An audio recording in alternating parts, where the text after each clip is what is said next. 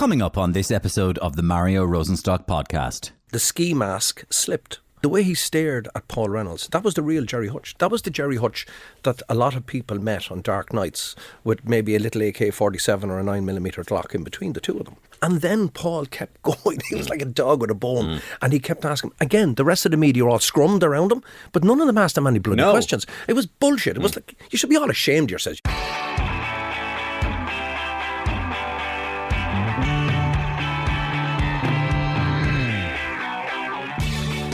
You know the old adage that goes along the lines of, it's a tough job, but somebody's got to do it. And I think crime journalism fits very neatly into that career category. It's dangerous, unglamorous, and often thankless.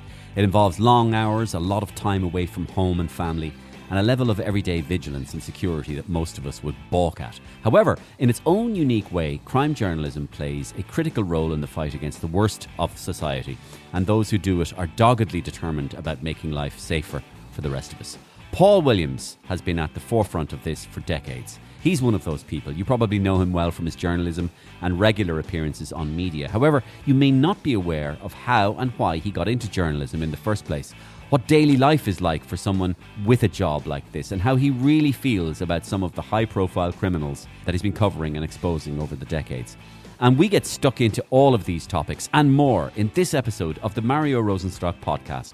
A cover designer refused to work and do a cover for a book of mine because he was afraid to be associated with it. Now, as mad or as psychotic or determined any criminal is to do you damage, the last person on the planet they're ever going to fucking dream about in their wildest dreams is the fucking cover designer. You know what I mean? Meeting the victims of sexual abuse, whether it's men or women, and it doesn't matter what age they are, there's one common denominator in all of them.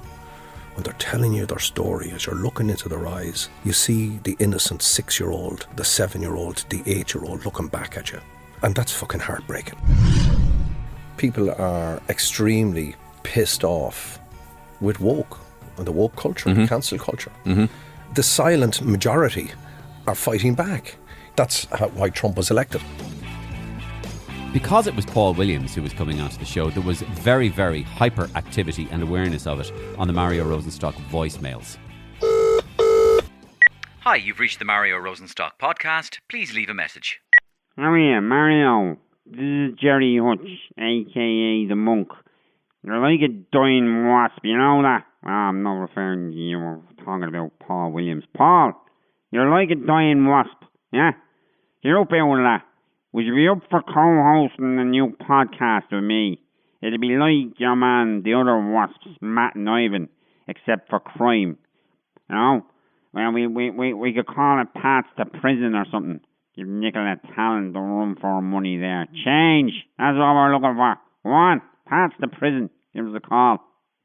This is Taoiseach Simon Harris. I'm interested in listening to this podcast today with Paul Williams. Paul, would you be interested in being Minister for Justice? Helen McEntee just hasn't been pulling her weight. I'm sorry, but that's the sad fact.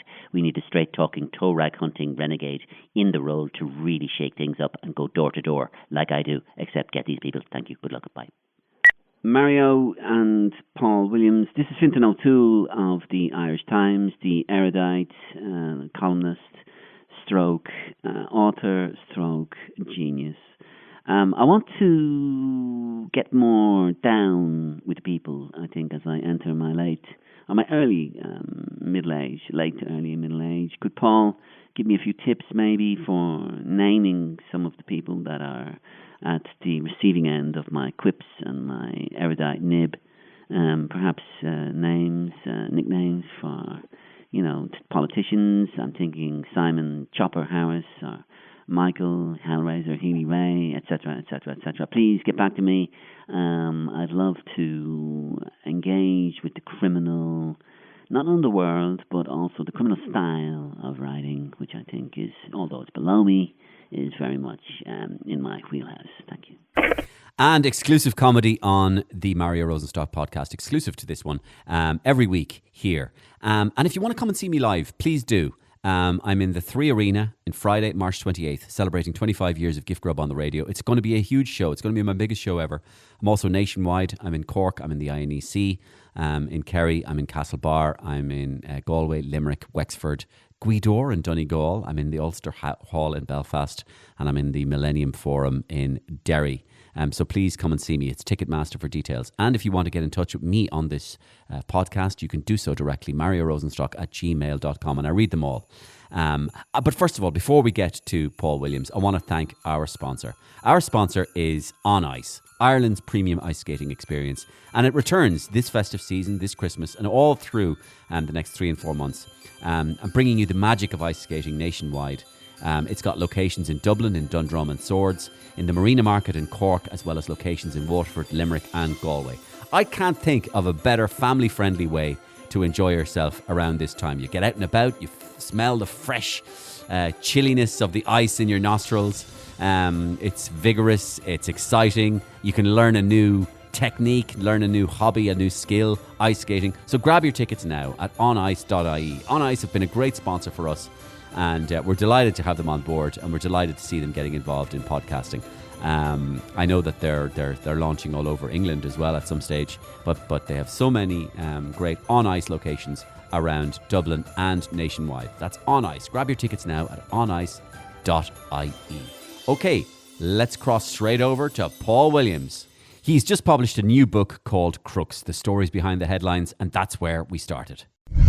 So anyway, Paul, I'm reading Crooks. Now, you're accusing me of not reading it, but I am reading it, and I'm well into it now at the moment. And it's a page turner, and it chronicles your life from a young sort of cub reporter, even pre-cub reporter, to becoming who you are, and the Sunday World and all of that and all the books and everything. But one of the things that struck me, and I'm going to lead on to something in a minute, one of the things that struck me about the book is the section about the general, and how the general kind of puts you from being a person who was really interested in this field to being a person who then became obsessed, vocationalized. Yeah.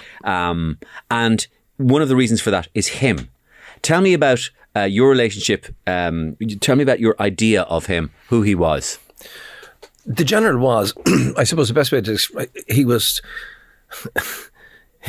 a man of many, many faces and many, many personalities. I said that in the book. It wasn't so much about what kind of personality he had, but how many personalities he possessed within his psyche. And it was the crimes he committed. It was the way he did them. It was also the bizarre way he lived his life. Remember, he lived in a menage a trois with his wife and her sister, his sister-in-law, and within that, they were a very loving coven, so to speak, and they lived in 2 houses. He shared his life with them. They had children with each other, and it was perfectly normal within his subcultural world. And around that time, around the time I come across Cahill first, obviously RT had made him famous because of Today Tonight thing and the T Squad. I was only about 12 or 13. Try and bleed and remind us now how young you are. 12, whatever. Yeah. When I remember dun dun dun dun dun dun dun dun da da da da, and I remember Brendan O'Brien being the reporter, and I remember him, just doorstepping and then going after. It was classic Cahill. television. And at one stage, Cahill turned around to him, didn't he? Yeah. And it was really frightening. Yeah. The way he turned around. That was a guy called Christy Dutton, who was his best mate and one of the gang. He went, "Oh, don't get me annoyed." Right. It's like one of those great euphemisms. Yeah. Christy Dutton says, "Don't get me annoyed." Yeah. Don't get him annoyed. Or Cahill. But they were chasing. But Cahill embraced all of that. And yeah, you were a kid at 12 and you remember it was a profound TV moment. And for me, who was a little bit older than that, it was a profound moment as well, because I was finding my feet in journalism. I was in the Sunday World from beginning of 87, and it was a very crime-rich environment because crime was beginning to develop, in a big way. And in fact, one of the things about why I wrote the book and what I realised was I've been a witness to history and the seminal events that have changed the gangland or created and moulded the gangland we have today. But Cahill was the best introduction to all of that because he embodied so many different dimensions psychologically of a criminal. Thoroughness. Pardon? Thoroughness. He was extremely thorough. Meticulous. Hence the general. Yeah. Yes, and that was why he got the term, because they called him MacArthur originally, and then they settled on the general. It was also the fact that he was such a rebel. And John Borman made a movie on my first book about him back in 1997, 98. And they talked about this so-called Celtic warrior, which is a load of bullshit, really, and they romanticised him quite a lot. But he was a harbinger of what was to come. He was the warning. He was the canary in the mine, so to speak. Because remember, he did in 1982, which even 1982 I was in school, so I was a lot younger. You weren't even probably born at that stage. You were trying to learn how to walk. But he blew up the state forensic scientist, which was today would be an extraordinarily step. Because remember, the big problem we have in society is that organised crime threatens the legitimacy of our legitimate society, and they undermine our society. And Martin Cahill in 1982, when organised crime wasn't even being used, it was disallowed and banned by Garda headquarters in their lexicon of terminology, because there is no such thing as organised crime in this country. And here we had an organised crime boss blowing up the state forensic scientist, which was an absolute outrage. And I know poor James Donovan, and he's still a remarkable man, and he's one of the most remarkable people, one of the heroes of our law enforcement community in our state. You know, he has suffered every day ever since. But then he went when his social welfare was being investigated, and he abducted the inspector Brian Purcell, another hero, unsung hero of the fight against so-called organised crime, and he abducted him from his home, tied up his pregnant wife. Imagine how terrifying this was, in her home. Took him away. The two little boys, his two sons were in bed at the time. This is 1989. Take him away to a railway line in South Dublin, the Dart line in Sandymount. And he comes along and shoots him in the legs. Like, that was, again, if that happened today, there would be war. These were warning shots, and that was 1982, and this was 1989. So Martin Cahill, that's another part of the fascinating stroke, intensely interesting part about his life, that this guy was being allowed, when he was doing that, when he was perceived to be getting away with those atrocities and attacking the state head on. Remember, then he went and stole the DPP's crime files. So, you know, again, another audacious act. What they were doing, through their indifference and their lack of initiative to take him on, was they were allowing the seedling of the organised crime and the gangland we see today to grow and prosper and thrive. Okay. And I was watching this in real time, and it was extraordinary. Yes, yes. And remember as well, he lived in a private house. The people were talking about how can criminals live and enjoy the ill-gotten gains they get from organised crime. You estimated in the book that he may have robbed, in today's terms, about 100 million euros worth at least of stuff. 100 million. But when you look at the Bite paintings, it was the third biggest art heist in the world in 1986 when he got away with that. Yeah. Like, these were extraordinary crimes. Yeah. Now, he was also mad. He was totally mad. He was psychotic. And he was, in many ways, I remember an editor, you know, the posh editors in O'Brien Press when they did my book, and a woman who would never, had to see witness any of this kind of stuff. And she'd come in and she said, I'm astonished by this Martin Cahill character. And I said, oh, well, everybody else is. And she said, yeah, but you see, as we're editing the book, this extraordinary periods of brilliance. Like, he's a very brilliant brain when it comes to the meticulous planning of what he does, and the minutiae of the robberies, how he planned them. And then she said, but he turns around and does something really stupid, you know. And that's what I said. It was just like this dichotomy between an extremely clever criminal and a very stupid guy as well. And I wanted to draw a line, because the general was my jumping off point, but I wanted to draw a line between the general and something topical, which is the monk. And the general seems to me to be related inadvertently, in a way, almost metaphorically, to the monk in terms of their MO. So, for example, both of them aren't really famous for murdering. It's robbery that they're famous for. Yeah. It's burglary and organised robbery. Both of them had a kind of cult of personality. Both of them were meticulous. Both of them were military precision. And both of them have, if you like, their admirers, if you like, within and without the criminal community. Yeah.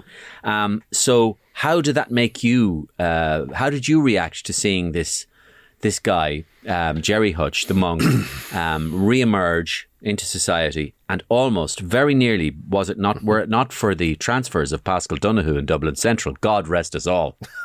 Of all people, the transfers of Pascal, which nobbled him, he would have been there. I as you know, I was the first journalist to introduce the monk to the public with his face and his name over the many years, and I covered him many times, wrote about him in some of my books, and then I wrote a biography about him, which he hates me for, which suits me fine. And if it was to compare himself and Martin Cahill, he was the most, and it's ironic that in the same constituency produced Bertie Ahern, and Charlie Haughey famously said about Bertie Ahern, the most cunning and devious of them all. Ruthless, cunning and devious of them all. And I said that about Jerry Hutch in the book I wrote about him. He was the most ruthless, cunning and devious of all of them. And he was much cleverer than the rest of them. He's enigmatic. His appeal lies, apart from the fact that he committed all these serious crimes, and I've always made the point about him that he is the least worst, and I know I get a bit blamed for being the pathfinder to create a plateau of respectability for him in the public's mind, but he is the least worst of all the gangsters I've ever come across. He's the nearest to what we call an ordinary decent criminal. However, there are murders, there are vast amounts of crimes, and remember, everybody that gets involved with a crime boss, whether it's Jerry Hutch or Martin Cahill or whoever, they're toxic individuals. They poison everything around them. They corrupt things around them. When I saw Jerry, by the way, there's so many different dimensions. First of all, Jerry Hutch, Daniel Kinnan tried to wipe out Jerry Hutch and his entire family. He suffered greatly. He lost his brother. He lost 3 nephews, 2 best friends.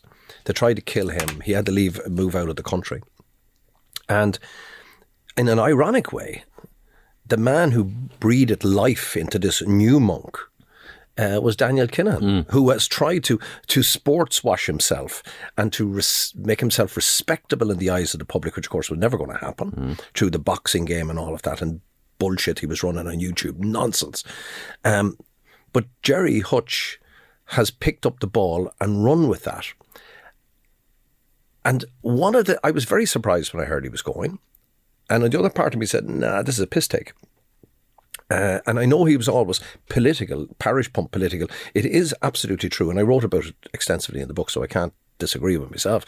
Like he was very, very close to his local community.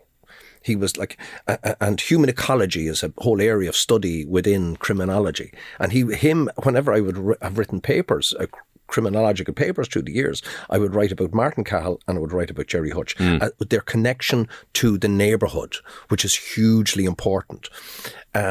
So he was very acceptable to the people. He did do good for people. But keep thinking, he's a dangerous criminal.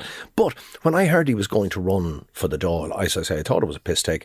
And then when he said it was for real, I actually looked back and said, I'd worry about that, because ultimately he was, as I said, the most enigmatic, the coolest, the quietest, the smartest, the quintessential strong silent type, the man who got away with it. And he did get away with it.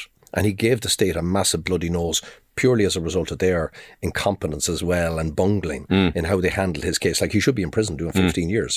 There was incontrovertible evidence about the fact that he had possession of firearms. There was incontrovertible evidence from tapes that he was the leader of a criminal gang. And just briefly, why didn't he go to prison? Because they didn't charge him with those offences. Why not? That question has been asked quite a lot in the past number of years. Are there conspiracy theories about that? I'm sure there is, but I don't believe in conspiracy theories, Mario. It's all bullshit. It's just sometimes bungling and incompetence, and somebody thinks they know it all. No ulterior motive, though. Somebody thinks they know it all, but no ulterior motive. No. If he was able to infiltrate the state to that level, we would all be very, very worried. But so the fact that what Jerry has done, though, Jerry has taken. How do I explain it? Yeah. He got to the final furlong. He's now 61, as I would say in life. Once you get to your 60s, you're in one of the last Beecher's Brook is coming up. And I'm just thinking to myself, maybe he has lost it in the sense that he's beginning to believe his own PR and he has become mesmerised by himself. Right. And his ego has taken a new turn. I would worry about that for him, because once he's laid himself open like that. And by the way, one of the most telling things, and by the way, something else I want to really emphasise, because people are bitching about, the fact that Nicola Tallant interviewed him, and fair fucking play to Nicola. That was a great scoop, a massive scoop. And it was an easy interview, because if you're going to do an exclusive with somebody, if you're on the run and I get an interview with Mario Rosenstock, who's been hiding for the past 2 or 3 years, you're going to lay down certain conditions with me, and I'm going to have to adhere to them. And then it's up to others to pick up at least you broke your silence. And you believe he did? He would have? Well, absolutely. Listen, Jerry Hutch, strategically plans everything in his life. That hasn't changed. Okay. So that whole interview and that whole run for the Dáil was strategically planned for a long time. I've absolutely no doubt. I think what he's done is he's taken away he has taken away his own image. He's wiped it away. He's thrown it away. That enigma around him, that mystique around him is now gone. And I tell you as well, another colleague who I've huge respect for, and he's a really good guy on a personal level, is Paul Reynolds. Paul Reynolds, all you had to do is look. Paul Reynolds' eyebrows were the biggest star of that campaign. It was so bloody when funny. his eyebrows just went up. No, Reynolds is going to say... Because it said so much. The eyebrows said it all. They went, "Hi, Jerry, it's me again. You know who."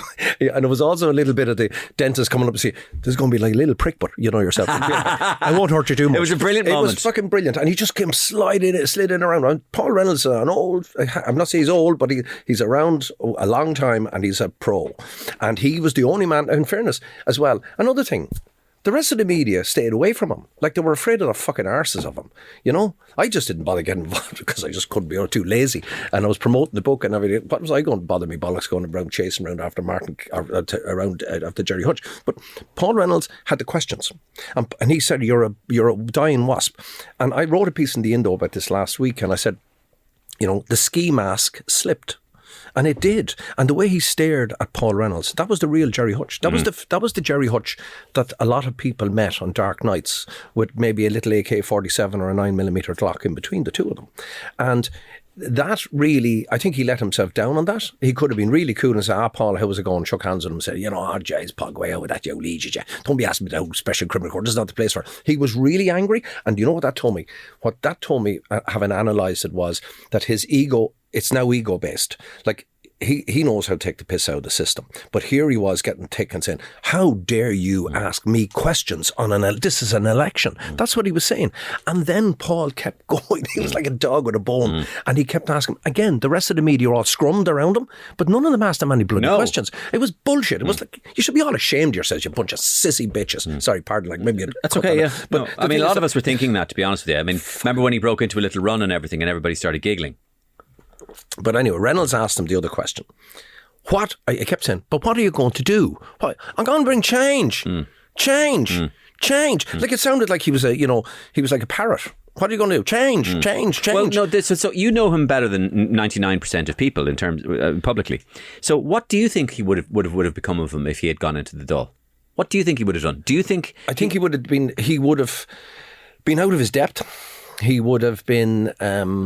It would have been very, very interesting. Do you think so? But do you think he would have tried to grandstand? It would have been. He probably would. He would try and attack them and take them on. I seen the last guy. People forget about this. The last guy who went almost to the Dáil was Michael Kelly in Limerick, a notorious gang boss, and he was an alderman in the city.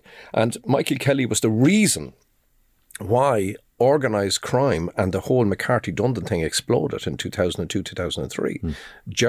He undermined the police and the authority in that city to such an extent. And I am very proud that in 2002, which I didn't write about in the book because it was too much to take too many pages, but I wrote a big expose of him that year in 2002, just before the election.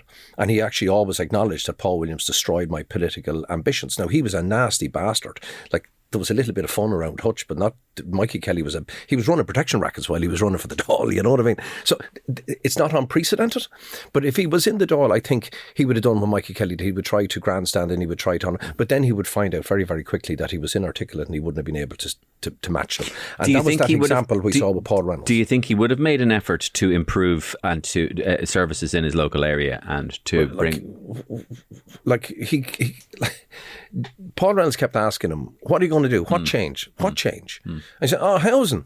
I'd make up a thing here. You and I go down to the pub and have 10 pints and you say, Paul, okay, tell me, what are you going to do wrong for Paul? Yeah, what are you going to do? I'm going to change. What are you going to change? I'm going to change everything. Change what? Change me. You know what I mean? It's meaningless twaddle. Like we hear meaningless twaddle like that from Mary Lou MacDonald and Sinn Féin and other political parties that we're pissed off listening to. And he just took what they said and he moved with that. And all right.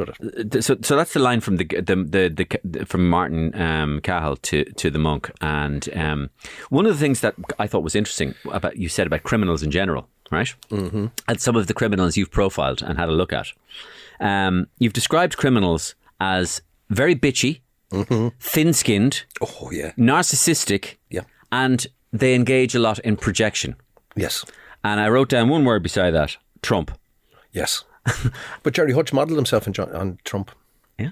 And he's a convicted felon. And, you know, I think that's the most... I think we're living that 1933 moment again in our history. I think we're seeing the plates, the tectonic plates or whatever they're called, being Tectonic plates, yeah. they're shifting in our world democracy.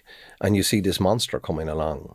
And then you have to say as well, you know, on another side, people are, in a way, extremely pissed off with woke and the woke culture, the cancel culture. This new culture of woke has got to a stage whereby, you know, I think the silent majority are fighting back. You know, and like, so a lot of people put it down to the fact that that's why Trump was elected. I think as well as that, there's a degree of that in, and also a degree of devilment and also a degree of disillusionment, obviously in the Jerry Hutch vote, that people decided to throw a grenade at City Hall and say, fuck yes. And people came out to vote who will never vote again. But I think people are fed up. And I think one of the points I made in the Irish Times thing that I did was that we're all centrists. You know, I consider myself a centrist. I'm not neither right or left, probably a little bit more right than left. But what we're doing by embracing this cancel culture is that we're leaving and creating an opening for these knuckle-dragging, Neanderthal merchants of hate that we call the extreme right. And we've seen them starting to build up. Why? Because we're not using a bit of common sense and we're so fucking afraid to say anything or do anything. And that goes back to the whole social media, as I talk about in the book quite a bit, about the sewers of social media. Like journalists, I get hammered and I still get hammered all the time on social media. I don't give a shit and I don't do social media. I don't do LinkedIn maybe. But journalists are afraid. I can see it every day of the week. Newspapers are afraid. They're afraid of fucking upsetting people. I was out with Dave Fanning the other night for a few pints, bumped into him at a gig, and Dave Fanning has got hammered because he turned around and said Shane McGowan was a drug addict, and why were we celebrating a chronic drug addict and alcoholic who could barely function as a human being? Like, he was a brilliant talent. But suddenly in this ambivalent and hypocritical world we live in, everybody wanted to go and cancel Dave Fanning because he told the fucking truth. Like, it's bullshit. Like, there's a great line I have here. I just kept it for you, Mario, because I go absolutely crazy when I see this stuff. My hero these days is Ricky Gervais. Right. You know, apart from you. I have to say that. Right? And Ricky does a good point. He says, please stop saying you can't joke about anymore.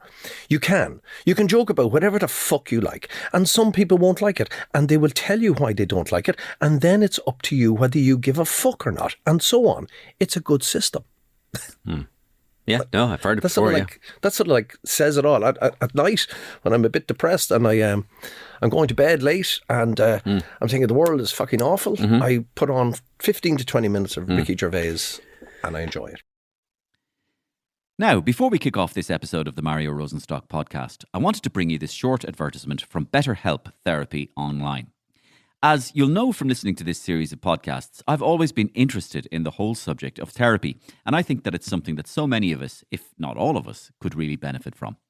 It's no exaggeration to say that life can get crazy at times, and it can be hard to cope. We're all just trying to do our best. And sometimes we can use a little bit of help with that. Therapy isn't just for people who have experienced major trauma in their lives. It's for anyone who would like to learn things about positive coping skills, how to set boundaries, tackling negative self-talk and that kind of stuff. With over 5,000 therapists in Ireland and the UK already, BetterHelp can provide access to mental health professionals with a wide variety of expertise in mental health. So let the gratitude flow with BetterHelp. You'll get 10% off your first month at betterhelp.com/Mario. That's BetterHelp, HELP.com/Mario.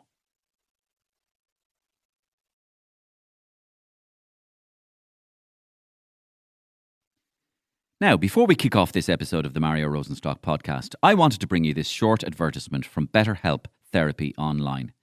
As you'll know from listening to this series, I've always been interested in the whole subject of therapy, and I think that it's something that so many of us, if not all of us, could really benefit from. It's no exaggeration to say that life can get crazy at times, and it can be hard to cope. We're all just trying to do our best, and sometimes we can use a little help with that. Therapy isn't just for people who have experienced major trauma in their lives. It's for anyone who would like to learn things like positive coping skills, how to set boundaries, tackling negative self-talk, that kind of stuff. With over 5,000 therapists in Ireland and the UK already, BetterHelp can provide access to mental health professionals with a wide variety of expertise in mental health. So let the gratitude flow with BetterHelp. You'll get 10% off your first month at betterhelp.com/Mario. That's BetterHelp, HELP.com/Mario. Thanks. Now, before we kick off this episode of the Mario Rosenstock podcast, I wanted to bring you this short advertisement from BetterHelp Therapy Online. As you'll know from listening to this series, I've always been interested in the whole subject of therapy, and I think that it's something that so many of us, if not all of us, could really benefit from. It's no exaggeration to say that life can get a bit crazy at times, and it can be hard to cope. We're all just trying to do our best, and sometimes we can use a little bit of help with that. Therapy isn't just for people who have experienced major trauma in their lives. No, it's for anyone who would like to learn things like positive coping skills, how to set boundaries, tackling negative self-talk, and that kind of stuff. With over 5,000 therapists in Ireland and the UK already, BetterHelp can provide access to mental health professionals with a wide variety of expertise in mental health. So, let the gratitude flow with BetterHelp. You'll get 10% off your first month at betterhelp.com/Mario. That's BetterHelp, HELP.com/Mario. Before we started rolling here, you were talking to me about. You talked at length before about the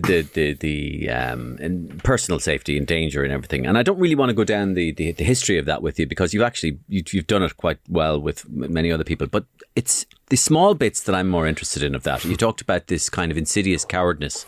I love these stories about like a man involved in a profession. We'll say one of the professions. Yeah, this was when we moved in. Now, we had an awful lot of trouble. We moved to live in our nice new home. We're there 20 years now, thank God. And we had all kinds of trouble. I was telling you about that, to get to live in that house purely because of fear as well and the cost of fear. And I run a chapter in the book called The Cost of Fear and how insidious organised crime creates so much fear a fear that you can't see. And it's lying there and it's embedded in our national psyche. But it gets pretty ridiculous sometimes. And my wife was visiting this professional in Rathfarnham, and shortly after we moved, and she is a different name to mine, obviously, and she said, "Where does he live?" "I live just there, beside Bodenwood." And he said, "Oh yeah," he says, "See, Paul Williams moved in there, and he moved in there a couple of months ago." And she said, "Yeah," like, "Yeah," and he says, "Well," he said, "I drove around to have a look." And we were like a tourist attraction. We moved because there was a police hut, there was police squad cars, there was fucking everything around the place. There was security cameras all over the place. It was a bit mad. And he said, "I wanted to see what kind of car he drove." And she said, "Why?" He said, "Because if he had the same car as me, I was going to change my car." Yeah. Now, this gobshite was living so far away from us. Like, I'll tell you another example. Yeah, there's something a bit off about that, right? Pathetic. It's pathetic. But that's why we're such cowards. Like, there was a guy. My publishing editor is Aoife Barrett, and I love her. She's my second wife, and she's done all my books, and she knows me better than my missus does, or as well as my missus does, without having this pain of having to live with me. And like, she was telling me a story when we were doing the book. She said, "Do you not remember, I did this book Crime Lords with Merlin many years ago, in 2003. That was the book that nearly got me killed, and they went fucking mad after that, the criminals, and they were going to do all the devil and all. And that's resulted in police protection full time of me and my family. But we had a cover designer. A cover designer refused to work and do a cover for a book of mine because he was afraid to be associated with it. Mm-hmm. Now, I said it in the book that intellectually, as mad or as psychotic or as preoccupied or as determined any criminal is to do you damage, the last person on the planet they're ever going to fucking dream about in their wildest dreams is the fucking cover designer. You know what I mean? Like, we're all obsessed with ourselves, though, Paul. There was another night I was in. I said this in the book as well. I was in the Merry Ploughboy in Rathfarnham one night with my wife and kids some years ago, and we used to go out on a Sunday evening for dinner. And I was sitting there, and this friend of mine, who was an ex-cop, and he was involved in security in one of the top banks in the country. And he rings me and says, "Oh, how are you? How's it going?" He says, "You're out with Anne and the kids." And I said, "Yeah." He says, "You're sitting at a table." I said, "Where are you? Don't look around," he said. I said, "Where the fuck are you?" He said, "I'm not there." He said, "But I'm after getting a phone call about you." And I said, "Oh, who is it this time?" I used to get this all the time. People say, "Oh, you're on such a place." People were ringing in saying you were on such a place. And I said, "What's the story?" And he said, "Just 2 doors down, there's a family there, 4 people." He says, "One of them is a senior executive in this particular bank, one of the top executives. And they've asked me, should they leave because you're here, you're there." And I started laughing, and he was laughing. And I said, "What'd you say to him?" He said, "What the fuck do you think I told him?" He said, "Stay exactly where you are, he's fine, there's no problem. But don't look around." Again, another example. There was another one time years ago. My editor was at a dinner one night, a posh dinner out in Foxrock, where she comes from. And she was saying, "Oh, what are you working at now?" And she says, "Well, I'm doing Paul Williams' latest book." "Oh, God, him. I want a book. How do you do that?" "Oh," she knows more. Aoife knows more about crime than I do at this stage. But this woman started telling her story. She said, funny that, myself and my mom were coming back from down visiting family down the west of Ireland. We stopped off in Tarmanbarry, coming across. And I remember this particular day, actually, ironically. And we're pulled in there, we're having something to eat. And next thing, Paul Williams arrived in a phalanx of bodyguards. But I was with 3 mates of mine who were all big guards, happened to be guards, right? But we were going to a friend of ours, his brother's funeral in Foxford. And I'd remembered it for that reason. And her mother turned around and said, right, not eating, finished, get the bill. Can I have the bill, please? And she paid the bill and said, "We're getting the fuck out of here now, getting out here. Ooh, terribly posh girls, getting out of here." "Why?" "Because your man is after walking in, we could get shot." Yeah. You know the way you see some of these redeeming factors in like the monk and everything, right? And you're seeing, okay, there's, there's some sort of redemption in him. There's the Robin Hood, even if it's a Robin Hood feeling. But one guy I could never, for some reason, ever feel sorry for, he seems to come across as one of the most spiteful, mean, low creatures, is John Gilligan. How perceptive of you. Well, no, he really does seem to be irredeemable altogether. And the story about you and the Lapland thing. Oh, yeah. That was, well, myself and Gilligan obviously go way back from the time, from before Veronica was murdered. And I remember John Traynor, who was his right-hand man, who was also Martin Cowell's right-hand man. Why was he called the coach? He was called the coach because his name's Traynor. Oh, sorry. And it's Veronica put that name, Veronica Kieran. But he always said to me, he said, "Stay away from this, he'll fucking kill you." And he also told me, and I'll never forget, when I was standing beside Veronica's car and she was dead in the car beside me, and I was looking at her, and I said, "This cop," I said, "John Traynor told me this was going to happen. John Traynor said Gilligan's going to fucking kill her." And he did kill her. There was no doubt as to who organised her murder. But we had lots of history. But around in 2002, I brought out a new version of a book called Evil Emperor, which was the story about Veronica Guerin's murder. And it had been serialised in the Sunday World. And the following week, I'd gone with my daughter Irina for the second time to see Santa. And a lot of people say she brought me to see Santa. And I love Santa, it was great. Up in Finland, playing in the snow. Oh, it's wonderful, wonderful. Myself and Anna, our son, had gone there before. So there was this freebie came up from the Sunday World, and I went up and did it. And the Sunday World did that Sunday, did a 2-page spread. Williams comes face to face with Santa. You know what I mean? Like, well, just piss take and caricature, parody, whatever you want to call it. And there was a big picture of myself and Irina on the page, which I'd never ever, which I've been like coached by the police, never ever ever showed the family. And this is 2002, so like things have been quiet for a long time. And apparently, anyway, that Sunday afternoon that had appeared just before Christmas, Gilligan was sitting in his prison cell and he saw the Sunday World and he said, like as I say in the book, he suddenly realised I had a family life.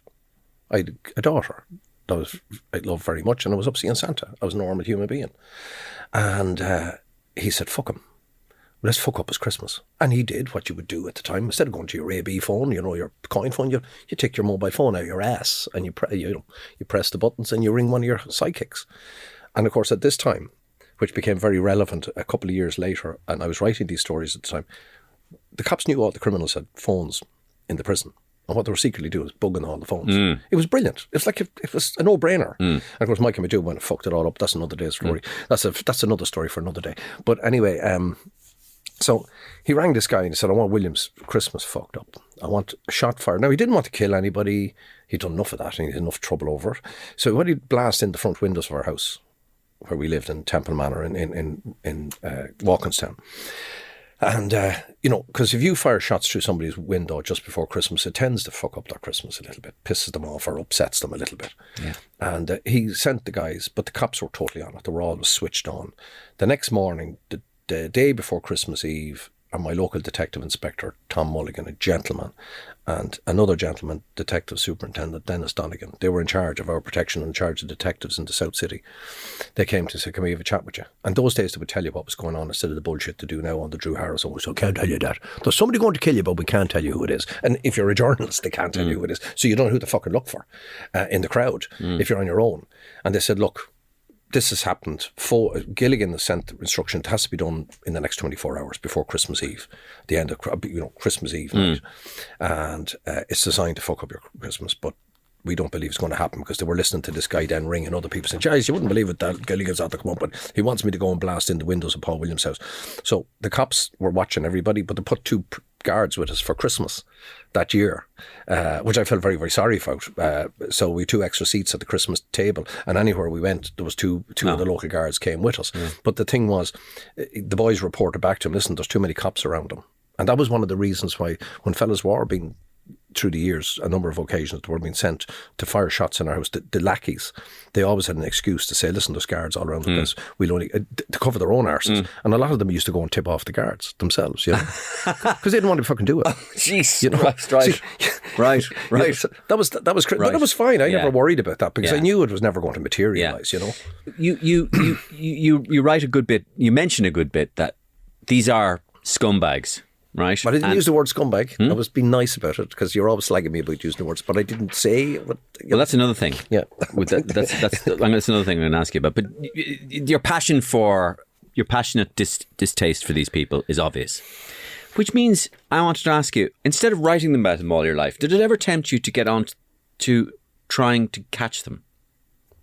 How do you mean catch them? Join the force. Become an undercover. You have pretty much a lot of the qualities that it takes: patience, perseverance, borderline obsession. You talk about sitting in cars for 12 to 15 hours. Yeah, that was good fun, yeah. Cramps in your body. Yeah. More, instead of going to the DPP with a file, we put it on the front page and tell the public it's better fun. And as well as that, you don't get paid as much. But the other thing, by the way, that's a flippant answer. The grun norm. That's very flippant. Well, did you ever feel like going after them? My hero here. Did you ever feel like going after them? I did. I did. And I helped. There was a couple of times. Yeah, you helped. There was a couple of times where there was one notorious paedophile who was on the run, and he wanted to meet me, and I rang the cops and I said, right, you're looking for this fucker. I'll tell you what, he's a notorious paedophile, this fellow was. I said, I'm going to meet him in the Red Cow. But I said, I meet him first, and when I'm walking out, you guys can lift him. How's that? And we did that. There were a few other cases where stuff came, very important information came where somebody was going to be hit or shot, and you shared that. But one of the other things, by the way, Mario, underlying all of this, and I certainly don't want to seem flippant, and it is this: from the very beginning of my career, the biggest learning is journalism is a great learning curve, and I say that journalism is the rough draft of history. And Duncan Campbell, a great British crime correspondent from the Observer way back in the day, wrote that if journalism is the rough draft of history, then crime journalism has a tendency to be rougher than most. And it is also a constant learning curve. And the very first experience I had in journalism was in 1984 when I first started off as a cub reporter of the Leitrim Observer after being in college. And the very first story I ever covered was a story about a new phenomenon of what we call rural crime, where elderly people were being targeted in their homes, and Leitrim was part of ground zero of that. And an elderly woman in Roscommon was murdered at the time. And from that moment on, and I was reared to love and respect the elderly people, and I had a beautiful, beautiful granny that I absolutely adored, and she died a couple of years earlier. Now, nobody ever went near her because family all around her, but and then this phenomenon, I couldn't understand how a certain breed of people could turn around and terrorise old people in their homes. And meeting these people and interviewing them as a young, enthusiastic reporter was heartbreaking, because you see the desolation and the despair and everything those people stood for was suddenly taken away from them, along with their life savings, in one fell swoop. And I have lived through 40 years of meeting the victims of crime. And I never, ever stop. And they all live with me in my head. I've Steve Collins, for example. Remember Steve Collins in Limerick? Steve Collins was the man who stood up to the McCarthy Dundons after they murdered his son. Why? Because he stood up against the bastards in court. Steve Collins is a very close friend of mine. I remember one night, after all of that, when they finally put them away, after all those years of Steve fighting, how he cracked one night and the two of us were having a drink in Dublin. And he's a big man. And how I held him in my arms for about an hour as he cried and he cried and he cried and he cried and all of that emotion came out. I remember meeting as well, and I talked about this the night I launched the book, about meeting the victims of sexual abuse. And one of the things, whether it's men or women, and it doesn't matter what age they are, the one I always expect to see the same thing. There's one common denominator in all of them. When they're telling you their story, as you're looking into their eyes, as I'm looking across at you, you see the innocent 6-year-old, the 7-year-old, the 8-year-old looking back at you. You know, and that's fucking heartbreaking. And there's one particular woman from 1995, I don't know why, and her story burned its way into my mind. And I still see her face when she explained, I'm not going to go into what her uncle did to her, and the fucker, the DPP decided not to charge him at the time. I remember another time in the early 90s, and I keep going back to the theme of it being a learning curve, this job. I was a dad of my son at the time, Jake was 3. And a friend of mine, a private investigator, had been brought into a company to investigate a guy who they were suspicious of had been fiddling money. He was up to something and they didn't know what. So I put a bug on his phone, which was perfectly entitled and they were legally able to do, which I had to explain that to a court many years later about his different things. I learned that part of law. And these two guys, he wasn't fiddling. He was part of a paedophile group. And I still have the tapes. And that was 1992, and I remember every word I heard in those tapes. Because once heard, you don't unhear it. It's the same. I went to do a thing on child pornography. You see it once, you never want to see it again. And I went to the thing in Leon with the Interpol. An Irish guy was in charge of it. And there's something about that particular kind of crime and those victims. And you know what? Every time I think about them, and all those people, like Biba Salute, a young mum standing at the front door of her house, some fucker with Marlow Highlands gang, along with the McCarthy Dundons, conspire to shoot her 5 times in the chest as she's standing having a cigarette with her neighbour on her front door. Why? Because some fucker didn't like her. And then they tried to murder her lawyer, who's a very close friend of mine. I have a lot of close friends who are people who came close to being murdered themselves. John Hennessy, a brilliant man, a lawyer, he's based in Swords. They tried to kill him because he represented her in this particular case that was nothing to do with crime. And like, you go back to talking about glorifying these fucks. You can't glorify or glamorise them. And by the way, another thing, if they glamorise them and glorify them, oh yeah, the first man ever accused, by the way, of glamorising and glorifying criminals was one Charles Dickens. So you mentioned Oliver Twist. Yeah, in Oliver Twist. And he was the first crime reporter. Yeah. You know, so we're not glamorising, and for those reasons, they are despicable. Yeah. The other thing was nicknames, right? Of course, which you had to do because for legal purposes as well. You had to come up off the top of your head and quite quickly on a with Saturday nicknames. Afternoon. Give us a few of the nicknames again. Well, you see, I didn't do all. Maybe of them a few. now. No, but just the ones that you even liked. Well, the Psycho was one. The Psycho, that was Judge, right? Yeah, and he was a fucking psycho. It's the only thing you could call him. We also call him. We used to give a clue as to their names because I wrote a piece about the Psycho. He went to murder me, by the way, as a result of it. So it obviously pissed him off. And I remember at the end of the story we wrote about him. He abducted a contact of mine and murdered him. And a lovely guy, Jock Corbury's body has never been found. God. And I wrote, at the end of the line, it says, "The Psycho is a man who considered himself judge, jury, and executioner." Okay, hinted the name. The tosser, Brian Meehan. Yeah. Why was he called the tosser? Because he came into a police custody one night and he was really an aggressive little bastard. Him and his best mate, Peter Mitchell, who I nicknamed Fatso because he was a fat bastard. And, I might upset somebody in the woke generation out there.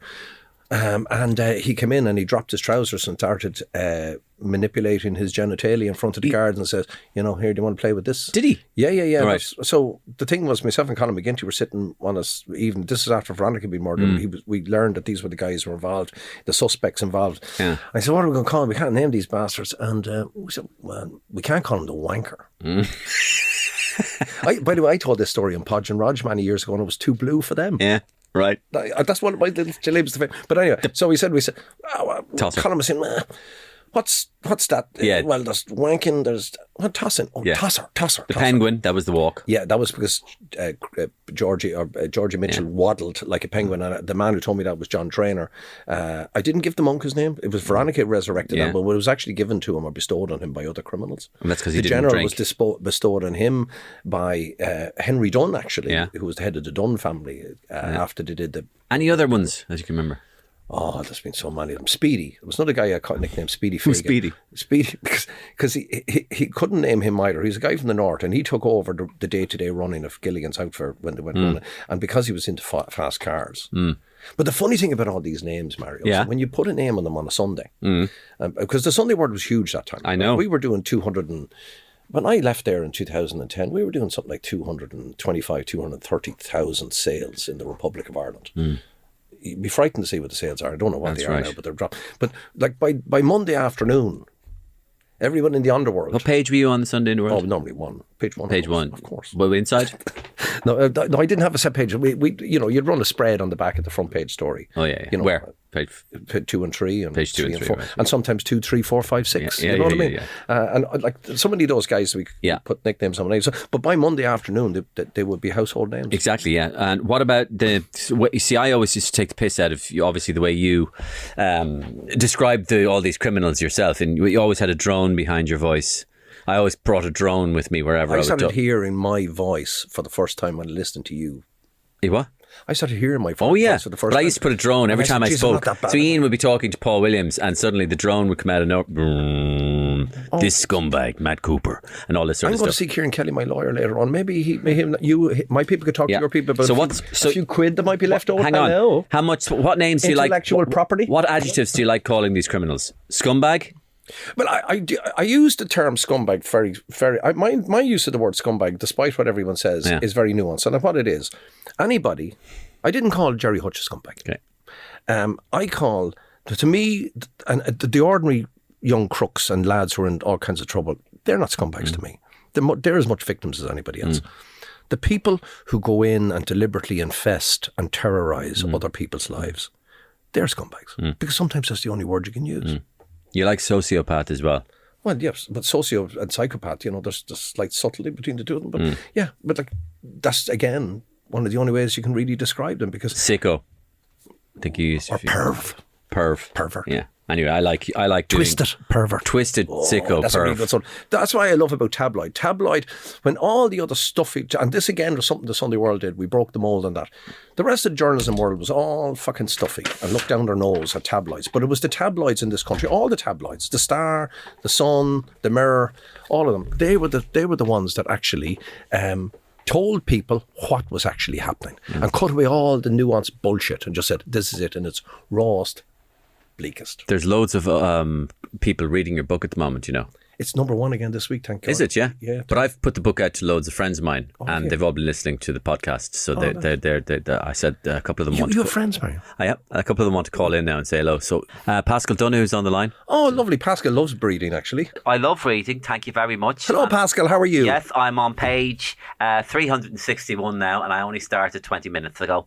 So I would just like to know, because I am responsible for disposing of the monk from the Irish electorate, is there any, would you like to pay a tribute to me, or are there any credits you could give me, or even a nickname that you could give me? Would you like to write about me? Maybe? Pascal the Bruiser, yeah. Pascal the Bruiser. The man who... The Ballymun Bruiser. The man who saved democracy from organised crime. It was much better. Pascal, you don't need one name might be just probably demeaning, because I think you have a whole title behind you. And as well as that, have you talked to the local special branch in your area? Might be advisable maybe to have a few fellas around with you for a while. Protection, do you think? And Pascal, give me a call after I'm finished this, and I'll meet you and I'll give you a few tips on what needs to be done. Great. By the way, what are you driving at the moment so I can buy a new car? Oh, Pascal, you're a right-out card, aren't you? Dave Fanning was listening as well. You mentioned him, didn't you? Yeah, I was out with Dave on Saturday. Yeah. Hey, Paul, how you doing? I love David Bowie and I love the Beatles. Who is the David Bowie of the criminal world? Maybe. Well, one of them, Daniel Kinahan, probably thought he was, but that's what he thought. It isn't what he is, if you know what I mean. So I would say maybe him. Who are the Beatles? Oh, that'd be Jerry Hutchinson. In the old days, before his hair went all wiry, sort of a grey, he looked like Yeah, the mop head. He did, yeah, he did. He actually He looked like Paul. He looked like Paul, yeah, absolutely, yeah. Well spotted, Dave. That's brilliant, actually, Dave. Fair play to him. Brilliant. Give me an answer to this. Do you think, from your experience of looking at all these criminals, can they be rehabilitated?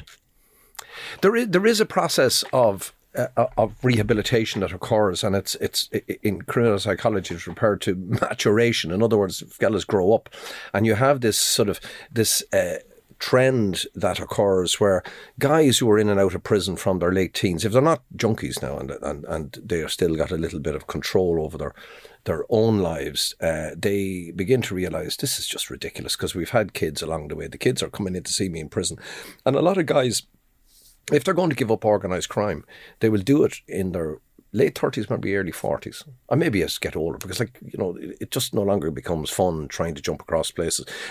But the drug trade has changed a lot of that, because the drug trade has created sort of guys can protect themselves within that, and they can continue at their criminality. But by and large, a lot of people, there are a class of criminals who are what we call would have primary deviance or get involved in primary deviant acts where they do once or twice and they get in trouble with the law. They sort of cop themselves on and they try and stay out of it. But a lot of people who consciously decide to become criminals, they stay criminals. Okay, Paul. Well, as a lot of people now know, the book is called Crooks. It's number 1 again this week. Yeah, thank you very much. It was great. Thanks for the readers. God bless all of you. And my thanks to Paul Williams for coming into the Mario Rosenstock podcast. And a great conversation, as always, with this hugely fascinating individual, isn't he? That's Crooks. It's available in all good bookshops. I think it's number 1 for the second week in a row, and well done to Paul. Again, my thanks, huge thanks to you, but also to our sponsor, onice.ie. They have brilliant ice skating going on in Dundrum, the Marina Market in Cork, Galway, Limerick, almost nationwide. Grab your tickets at onice.ie and enjoy the festive fun, the magic of ice skating, and bring your family along if you can. And thank you to onice.ie for sponsoring the Mario Rosenstock podcast. That's it. We'll be back same time, same place next week. Bye. Now, before we kick off this episode of the Mario Rosenstock podcast, I wanted to bring you this short advertisement from BetterHelp Therapy Online. As you'll know from listening to this series of podcasts, I've always been interested in the whole subject of therapy, and I think that it's something that so many of us, if not all of us, could really benefit from. It's no exaggeration to say that life can get crazy at times, and it can be hard to cope. We're all just trying to do our best. And sometimes we can use a little bit of help with that. Therapy isn't just for people who have experienced major trauma in their lives. It's for anyone who would like to learn things about positive coping skills, how to set boundaries, tackling negative self-talk, and that kind of stuff. With over 5,000 therapists in Ireland and the UK already, BetterHelp can provide access to mental health professionals with a wide variety of expertise in mental health. So let the gratitude flow with BetterHelp. You'll get 10% off your first month at betterhelp.com/Mario. That's BetterHelp, HELP.com/Mario.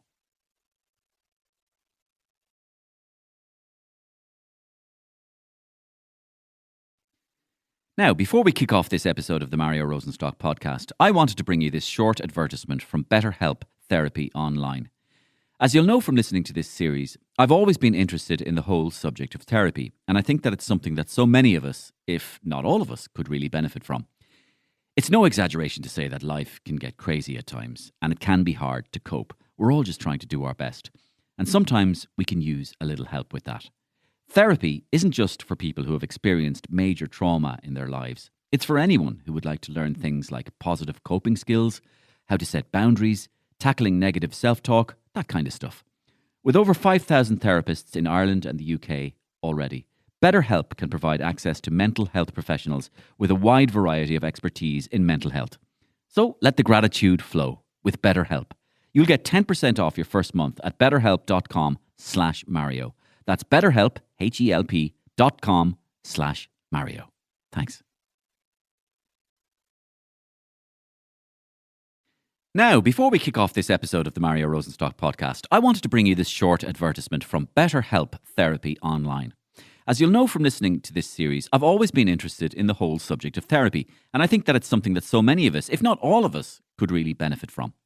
It's no exaggeration to say that life can get a bit crazy at times, and it can be hard to cope. We're all just trying to do our best, and sometimes we can use a little bit of help with that. Therapy isn't just for people who have experienced major trauma in their lives. No, it's for anyone who would like to learn things like positive coping skills, how to set boundaries, tackling negative self-talk, and that kind of stuff. With over 5,000 therapists in Ireland and the UK already, BetterHelp can provide access to mental health professionals with a wide variety of expertise in mental health. So, let the gratitude flow with BetterHelp. You'll get 10% off your first month at betterhelp.com/Mario. That's BetterHelp, HELP.com/Mario.